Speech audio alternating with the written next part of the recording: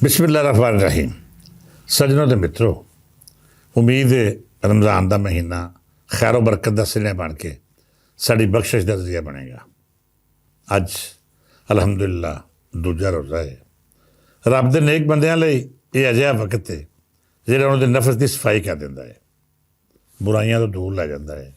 तो ये सिक्ख्या जाता है कि तुसी बेशक जिन्हें भी खाते पींदे हो तुहाडे खजाने भरे हुए हैं, पर फजर के अजान तो लैके मगरब की बांग तिकर तुसी कुछ नहीं खाना पीना। तुसी उस माड़े ते भुखे का एहसास करना है जिहड़ा अपनी मरूमी के पार थले दबिया आजादी का सफ़र बमुश्किल तय कर रहा है। रोज़ा कबूल होने की सब तो बड़ी निशानी ये हुई है कि तुहाडी भुख सिर्फ फाका नहीं रहिंदी, बल्कि तुहाडे दिल अंदर वो दर्द पैदा करती है जिहड़ा तुहाडे आल दुआले वसन वाले लई सुखियाई का सबब बनता है। तुहानूं एहसास होंदा है कि रब ने तुहाडे रिज़क विच जिहड़ा दूजिआं दा रिज़क रखिआ है तुसीं उन्हां तिकर बर वकत ते पूरी ईमानदारी नाल अपनाना है। रमज़ान दे इस महीने विच नेकियां दा सवाब भी इस करके वध जाता है कि तुहाडी ट्रेनिंग दे 30 दिन तुहानूं उस राह दे मुसाफिर बना देन जिहड़ी रब दे नेक बंदे दी राह है। तो याद रखो, जेकर रमज़ान की इबादत का असर तुहाडे अमल विच विखाई ना दिता, तुसीं रोज़ा तो रखिआ पर रब दे बंदिआं दी सेवा ना कीती, लोगों का हक मारना ना छड़िया, माड़े बंदे तो जुल्म बंद ना किया, हेरा फेरियां ना छड़ियाँ, चोरी चकारी तो बेईमानी ऊंज ही तुहाडे मजाज का हिस्सा रही, तो फिर रमज़ान के रोज़े फाके तो हो सकते हैं पर वो फर्ज नहीं जिहड़े रब ने अपने बंदे ते सपुर्द कीते। तुहाडे रोज़े उदों ही कबूल होणगे जदों इन्हां दा असर अमाल विच विखाई देवेगा। रब दे हज़ूर उदों ही सुरखरू होना मुमकिन है जद साडे अमल ते हत्थ तो दूजे लोग महफूज होणगे, जद असी दर्द दिल नूं अपने मजाज का हिस्सा बनावांगे, जब समाज में साडे राही कोई मुस्बत तब्दीली आएगी तो लोगों का दुख दर्द दूर होगा।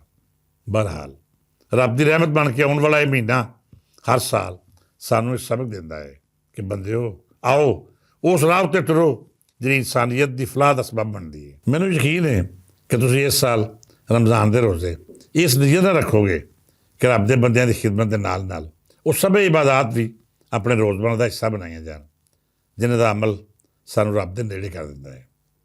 सज्जन प्यारे हो, पिछले दिन मुसलसल सफ़र गुजरे, पहला लाहौरों इस्लामाबाद तो फिर इस्लामाबाद तो कराची, कराचीओं उस दिहाड़े असी वापस लाहौर भी परते।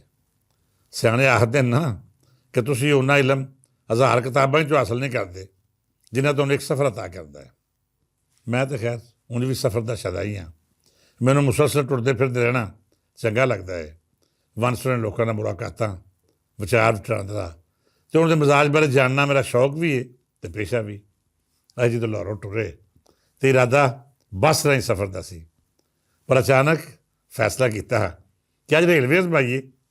बरखुरदार अली बाबर भट्ट ने रेलवे के टिकटों का बंदोबस्त करने की जिम्मेदारी ली, पर हैरानी उदों हुई जो किसी भी ट्रेन कोई थां खाली नहीं सी। हालांकि असी एक दिहाड़े पहलों ट्रेन की बुक कराने का आर कर रहे सन। बहरहाल अली बाबर भट्ट की कोशिश नाल ग्रीन लाइन ट्रेन दी 5 टिकटां मुयसर आ ही गई।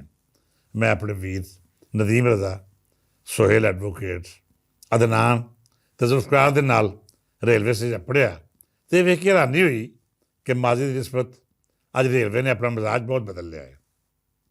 सफाई शानदार तो अमले का रवैया ही बहुत बाअखलाक। बहरहाल जब असीं ट्रेन गया तो सफाई बेहतरीन सी। ट्रेन अगरचे अपने वेले तो 20 मिनट लेट टुरी, पर इस तखीर नूं रियाती नंबर इस करके दिते जा सकते हैं कि इस ट्रेन ने इस तो पहला कराची लाहौर पढ़ के 1000 किलोमीटर का पथ किया। सो तुसीं आख सकते हो कि इन्ने लंबे सफ़र के दौरान अनेर सवेर हो सकती है। बहरहाल 5 घंटे का सफ़र शानदार रहा। असीं इस्लामाबाद जिस मकसद वास्ते गए सां वो पूरा करन मगरों उस रात एयर सियाल दी टिकटां लईआं तो इस्लामाबाद एयरपोर्ट पर अप्पड़ गया। मैं समझदा हाँ कि पाकिस्तान में इन्ना शानदार एयरपोर्ट कोई नहीं। ये बावजूद इस गलों हैरानी हुई कि सिक्योरिटी के इंतजाम लाहौर सन, सानू इस्लामाबाद एयरपोर्ट के आल दुआले विखाई नहीं दिते। मुमकिन नहीं इत्थे जदीद निज़ाम होवे तो मुसाफिरां नूं गैर महसूस तरीके चैक किया जा रहा हो, पर फिर भी ये ख्याल जरूर रहा कि एयरपोर्ट तक अपण लई कोई मुश्किल पेश नहीं आती। सरकारों ने भी ख्याल करना चाहिए है कि एक दो थावां उत्ते सिक्योरिटी मुसाफिर जरूर चैक करे ਤਾਂ ਜੋ ਖੁਦਾ ਨ ਖਾਸਤਾ ਕੋਈ ਅਜਿਹਾ ਬੰਦਾ ਫਾਇਦਾ ਨਾ ਚੁੱਕ ਸਕੇ ਜਿਹਦਾ ਮਕਸਦ ਕੋਈ ਮਨਫੀ ਸਰਗਰਮੀ ਹੋਵੇ। ਇਸ ਸਿਆਲ ਬਾਰੇ ਮੇਰੀ ਅੱਛੀ ਰਾਏ ਹੈ। ਪਰ ਜਦ ਅਸੀਂ ਬੋਰਡਿੰਗ ਪਾਸ ਲਈ ਪ੍ਰੋਸੈਸ ਦਾ ਹਿੱਸਾ ਬਣੇ ਤਾਂ ਹੈਰਾਨੀ ਇਸ ਗੱਲ 'ਤੇ ਹੋਈ ਕਿ 3 ਕਾਊਂਟਰ ਦੀ ਥਾਵੇਂ ਸਿਰਫ ਇੱਕ ਆਪਰੇਸ਼ਨ ਸੀ। ਇਸ ਕਾਊਂਟਰ ਉੱਤੇ ਜਿਹੜਾ ਨੌਜਵਾਨ ਬੈਠਾ ਸੀ ਉਹ ਵੀ ਇੰਤਹਾਈ ਸੁਸਤ ਅਤੇ ਕੰਮ ਨੂੰ ਆਸਾਨ ਸਮਝ ਕੇ ਕਰ ਰਿਹਾ ਸੀ। ਬਹਰਹਾਲ ਕੁਝ ਦੇਰ ਬਾਅਦ 2 ਮੁੰਡੇ ਹੋਰ ਆ ਗਏ। ਹੁਣ 3 ਕਾਊਂਟਰ ਆਪਰੇਸ਼ਨ ਹੋ ਗਿਆ ਅਤੇ ਸਪੀਡ ਵੀ ਕੁਝ ਵੱਧ ਗਈ। ਅਸੀਂ ਆਪਣੀ ਵਾਰੀ ਉੱਤੇ ਬੋਰਡਿੰਗ ਪਾਸ ਲੈ ਅਤੇ ਇੰਤਜ਼ਾਰ ਕਰਨ ਲੱਗ ਪਿਆ ਕਿ ਹੁਣ ਕਦੋਂ ਆਵਾਜ਼ ਪਵੇ ਅਤੇ ਅਸੀਂ ਜਹਾਜ਼ ਵੱਲ ਰੁਖ ਕਰੀਏ। ਇਸ ਵਿਚਕਾਰ ਮੈਂ ਆਪਣੇ ਸੱਜਣਾ ਮਿੱਤਰਾਂ ਨਾਲ ਗੱਲ ਕਰਦਾ ਰਿਹਾ ਕਿ 30-35 ਹਜ਼ਾਰ ਜਾਂ 40 ਹਜ਼ਾਰ ਦੀ ਟਿਕਟ ਹੈ ਅਤੇ 1 ਜਾਂ 2 ਕਾਊਂਟਰ ਮੁਸਾਫਰਾਂ ਨੂੰ ਅੱਧਾ ਘੰਟਾ ਲਾਈਨ ਹੀ ਖਿਲਾਰ ਕੇ ਉਹਨੂੰ ਪਰੇਸ਼ਾਨ ਕਰ ਰਹੇ ਨੇ। ਹਾਲਾਂਕਿ ਉਸ ਵੇਲੇ ਆਲੇ ਦੁਆਲੇ ਪੂਰਾ ਏਅਰਪੋਰਟ ਖਾਲੀ ਨਜ਼ਰ ਆ ਰਿਹਾ ਸੀ। ਜ਼ਾਹਰ ਹੈ ਕਿ 30-40 ਹਜ਼ਾਰ 'ਚੋਂ ਸਰਕਾਰ ਦਾ ਟੈਕਸ ਵੀ ਹੋਵੇਗਾ, ਸਿਵਲ ਐਵੀਏਸ਼ਨ ਦੀ ਵੀ ਪੂਰੀ ਵਸੂਲੀ ਕਰੇਗੀ, ਔਰ ਇਹਦੇ ਬਾਵਜੂਦ ਮੁਸਾਫਰਾਂ ਨੇ ਸਲੂਕ ਮੈਨੂੰ ਤਾਂ ਸਮਝ ਨਹੀਂ ਆਇਆ। ਇੰਝ ਹੀ ਜ਼ਨਾਨੀਆਂ ਦੇ ਬੰਦੇ ਇੱਕੋ ਲਾਈਨ ਹੀ ਖਲੋਤੇ ਸਨ, ਕੋਈ ਤਮੀਜ਼ ਨਹੀਂ ਸੀ। ਜ਼ਨਾਨੀ ਦੀ ਲਾਈਨ ਵੱਖਰੀ ਹੋਵੇ ਅਤੇ ਬੰਦਿਆਂ ਦੀ ਵੱਖਰੀ। ਬਗਾਨੇ ਮੁਲਕਾਂ 'ਚ ਤਾਂ ਸਿਲਸਿਲਾ ਚੱਲ ਜਾਂਦਾ ਹੈ, ਪਰ ਸਾਡੇ ਮਿਜ਼ਾਜ ਅਤੇ ਕਲਚਰ ਦਾ ਹਿੱਸਾ ਹੈ ਕਿ ਅਸੀਂ ਧੀਆਂ ਭੈਣਾਂ ਨੂੰ ਇਤਰਾਮ ਦਿੰਦੇ ਹਾਂ। ਜੇਕਰ ਜ਼ਨਾਨੀਆਂ ਦੀ ਲਾਈਨ ਵੱਖਰੀ ਹੋ ਜਾਏ, ਕਾਊਂਟਰ ਵੀ ਜ਼ਿਆਦਾ ਆਪਰੇਸ਼ਨ ਹੋਵਣ ਤਾਂ ਯਕੀਨਨ ਇਹ ਮੁਲਕੀ ਵਫਾਦ ਲਈ ਕੋਈ ਖਤਰਾ ਨਹੀਂ ਹੋਵੇਗਾ।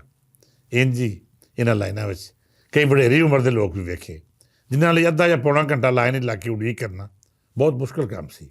ਬਹਰਹਾਲ ਜਦੋਂ ਅਸੀਂ ਜਹਾਜ਼ 'ਚ ਸਵਾਰ ਹੋਏ ਅਤੇ ਵੇਖ ਕੇ ਮਜ਼ੀਦ ਹੈਰਾਨੀ ਹੋਈ ਕਿ ਰਾਤ ਦੇ ਪਿਛਲੇ ਪੈਰ ਇਸਲਾਮਾਬਾਦ ਤੋਂ ਕਰਾਚੀ ਸਫ਼ਰ ਕਰਨ ਵਾਲਿਆਂ ਦੀ ਗਿਣਤੀ ਬਹੁਤ ਜ਼ਿਆਦਾ ਸੀ। ਮਤਲਬ ਕਿ ਇੱਕ ਵੀ ਸੀਟ ਖਾਲੀ ਨਹੀਂ ਸੀ। ਮੈਂ ਆਪਣੇ ਨਾਲ ਆਉਣ ਵਾਲੇ ਬਰਖੁਰਦਾਰ ਜ਼ੁਲਫਕਾਰ ਤੋਂ ਸਵਾਲ ਕੀਤਾ ਕਿ ਬਰਖੁਰਦਾਰ, ਜਹਾਜ਼ ਦਾ ਟਿਕਟ ਵੀ ਮਹਿੰਗਾ, ਇਹਦੇ ਬਾਵਜੂਦ ਇੰਨੇ ਲੋਕ ਸਫ਼ਰ ਕਰ ਰਹੇ ਨੇ। ਉਹਨੇ ਜਵਾਬ ਦਿੱਤਾ ਕਿ ਬਟ ਸਾਹਿਬ, ਇਹ ਮੈਂ ਜਾਣਦਾ ਹਾਂ ਕਿ ਅਸੀਂ ਬੁਕਿੰਗ ਕਿਵੇਂ ਕਰਾਈਏ। ਕੋਈ ਟਿਕਟ ਦਸਤਿਆਬ ਨਹੀਂ ਸੀ। ਇਹ ਟਿਕਟਾਂ ਤਾਂ ਅਸੀਂ ਏਜੰਸੀ ਤੋਂ ਲਈਆਂ ਨੇ। ਮੈਨੂੰ ਹੈਰਾਨੀ ਵੀ ਹੋਈ ਅਤੇ ਖਿਆਲ ਵੀ ਆਇਆ ਕਿ ਏਅਰਲਾਈਨ ਦਾ ਬਿਜ਼ਨਸ ਕਿੰਨਾ ਮੁਨਾਫਾ ਬਖਸ਼ ਸੀ। ਆਮ ਹਾਲਾਤਾਂ ਵਿੱਚ ਜਿਹੜਾ ਟਿਕਟ 10 ਤੋਂ 15 ਹਜ਼ਾਰ ਦਾ ਹੁੰਦਾ ਹੈ, ਅੱਜ ਕੱਲ੍ਹ ਅਮੂਮਨ ਇਹ ਟਿਕਟ 35 ਤੋਂ 40 ਹਜ਼ਾਰ ਤੱਕ ਚਲਾ ਜਾਂਦਾ ਹੈ। ਮਤਲਬ ਇਹ ਸਾਰਾ ਫਾਇਦਾ ਚੁੱਕਣ ਵਾਲੇ ਜਾਂ ਤਾਂ ਜਹਾਜ਼ ਕੰਪਨੀ ਦੇ ਮਾਲਕ ਨੇ ਜਾਂ ਫਿਰ ਉਹ ਇਦਾਰੇ ਜਿਹੜੇ ਆਨਲਾਈਨ ਟਿਕਟਾਂ ਵੇਚਦੇ ਨੇ। ਮਤਲਬ ਇਹ ਕਿ ਏਅਰਲਾਈਨ ਦਾ ਬਿਜ਼ਨਸ ਕਿਸੇ ਵੀ ਹਾਲ ਨਾਲ ਖਸਾਰੇ ਦਾ ਸੌਦਾ ਨਹੀਂ। ਫਿਰ ਖਿਆਲ ਆਇਆ ਕਿ ਬੇਲੀਆ, ਅੱਜ ਤੂੰ ਟ੍ਰੇਨ 'ਤੇ ਸਫ਼ਰ ਕੀਤਾ, ਟਿਕਟਾਂ ਲੱਭਣੀਆਂ ਆਪੇ ਜਹਾਜ਼ ਲੱਭਣ ਦੇ ਮੁਤਾਬਕ ਸਨ। ਬੜੇ ਆਸਾਨ ਨਾਲ 5 ਟਿਕਟਾਂ ਲੱਭੀਆਂ। ਟ੍ਰੇਨ ਨੱਕੋ ਨੱਕ ਭਰੀ ਸੀ। ਇਸ ਤੋਂ ਬਾਅਦ ਆਉਣ ਵਾਲੀਆਂ ਟ੍ਰੇਨਾਂ ਵਿੱਚ ਵੀ ਟਿਕਟਾਂ ਕੋਈ ਨਹੀਂ ਸਨ। ਮਤਲਬ ਇਹ ਕਿ ਟ੍ਰੇਨ ਦਾ ਟਿਕਟ ਲੋਕੀ ਅਜ਼ਾਫੀ ਪੈਸੇ ਦੇ ਕੇ ਵੀ ਖਰੀਦਣ ਨੂੰ ਤਿਆਰ ਸਨ। ਔਰ ਇਹੋ ਹੀ ਮਾਮਲਾ ਹਵਾਈ ਜਹਾਜ਼ ਦਾ ਸੀ। ਇਹਦੇ ਬਾਵਜੂਦ ਸਾਡਾ PI ਖਸਾਰੇ ਵਿੱਚ ਅਤੇ ਸਾਡਾ ਰੇਲਵੇ ਦਾ ਮਹਿਕਮਾ ਵੀ ਜਦੋਂ ਸੁਣੋ ਮਰ ਗਏ ਕਰਦਾ ਸੁਣੀਦਾ ਹੈ। ਜੇਕਰ ਜਹਾਜ਼ ਅਤੇ ਟਰੈਕ ਆਪਣੀ ਪੂਰੀ ਕਮਾਈ ਕਰਦੇ ਨੇ, ਟਿਕਟਾਂ ਚੈੱਕ ਕਰਨ ਵਾਲੇ ਵੀ ਜ਼ਿੰਮੇਵਾਰੀ ਨਿਭਾਉਂਦੇ ਨੇ, ਫਿਰ ਇਦਾਰੇ ਆਖਰ ਦੀਵਾਲੀਆ ਕਿਉਂ ਨੇ? ਜੇ ਦੀਵਾਲੀਆ ਨਹੀਂ, ਫਿਰ ਘਾਟੇ ਦਾ ਸੌਦਾ ਕਿਉਂ ਹੈ? ਆਖਰ ਕੌਣ ਹੈ ਜਿਹੜਾ ਇਹਨੂੰ ਲੁੱਟ ਕੇ ਖਾ ਗਿਆ ਹੈ? ਹਰ ਕਿਸੇ ਨੇ ਤਾਂ ਇਹਨਾਂ ਦੀ ਬਰਬਾਦੀ ਵਿੱਚ ਹਿੱਸਾ ਪਾਇਆ ਹੈ। ਉਸ ਦੇ ਖਿਲਾਫ ਕਾਰਵਾਈ ਕਿਉਂ ਨਹੀਂ ਹੁੰਦੀ? ਤੁਸੀਂ ਇਹਨਾਂ ਸਵਾਲਾਂ ਦੇ ਜਵਾਬ ਸੋਚੋ ਅਤੇ ਮੈਂ ਇਫਤਾਰੀ ਦਾ ਇੰਤਜ਼ਾਮ ਕਰ ਲਵਾਂ। ਕੱਲ੍ਹ ਕਰਾਚੀ ਦੇ ਸਫ਼ਰ ਬਾਰੇ ਹੋਰ ਗੱਲਾਂ ਕਰਾਂਗੇ, ਬਲਕਿ ਕੱਲ੍ਹ ਨਹੀਂ, ਪਰਸੋਂ, ਕਿਉਂ ਜੇ ਕੱਲ੍ਹ 21 ਫਰਵਰੀ ਬਾਰੇ ਵਿਚਾਰ ਵਟਾਂਦਰਾ ਹੋਵੇਗਾ। ਪਰਸੋਂ ਮੈਂ ਆਪਣੇ ਕਰਾਚੀ ਦੇ ਸਫ਼ਰ ਬਾਰੇ ਕੁਝ ਗੱਲਾਂ ਸਾਂਝੀਆਂ ਕਰਾਂਗਾ ਅਤੇ ਇਹ ਵੀ ਦੱਸਾਂਗਾ ਕਿ ਕਰਾਚੀ ਅਤੇ ਲਾਹੌਰ 'ਚ ਕਿੰਨਾ ਫਰਕ ਹੈ। ਲਓ ਬੇਲੀਓ, ਇਫਤਾਰੀ ਦਾ ਮੇਰੇ ਨੇੜੇ ਆ ਰਿਹਾ ਹੈ, ਮੈਨੂੰ ਇਜਾਜ਼ਤ ਦਿਓ। ਤੁਸੀਂ ਵੀ ਇਫਤਾਰੀ ਕਰੋ ਅਤੇ ਮੈਂ ਵੀ ਕੋਈ ਦਾਲ ਦਾ ਪਾ ਲਾ ਲਵਾਂ। ਕੱਲ੍ਹ ਮਿਲਾਂਗੇ, ਇਜਾਜ਼ਤ ਦਿਓ। ਰੱਬ ਰੱਖਾ।